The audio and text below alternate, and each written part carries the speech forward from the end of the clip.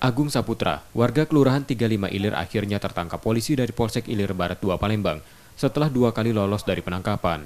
Tersangka diburu polisi setelah temannya melaporkan ke polisi karena motornya digelapkan tersangka.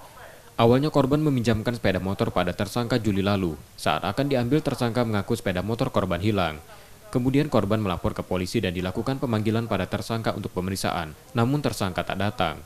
Dari penyelidikan polisi, sepeda motor itu diketahui tak hilang, namun dijual tersangka. Si pelaku ini pada bulan 6 tadi minjem motor kendaraan atau motor milik korban. Setelah itu motor dibawanya pergi. Setelah beberapa hari dia datang kepada temannya mengatakan bahwa motornya sudah hilang. Jadi setelah kita lakukan prosedur penyidikan, kita panggil dulu, dia nggak pernah datang. Akhirnya kita lakukan penangkapan. Jadi waktu kita melakukan penangkapan, dia melarikan diri, melompat ke sungai, ya kan? Jadi 2 hari kemudian kita kejar lagi, dapat informasi dia ada di rumah, langsung kita tangkap. Karena perbuatannya, tersangka ditahan di tahanan Polsek Ilir Barat 2 Palembang dan terancam hukuman 5 tahun penjara. Reski Oktora, Muklas Diferensial, Kompas TV, Palembang, Sumatera Selatan.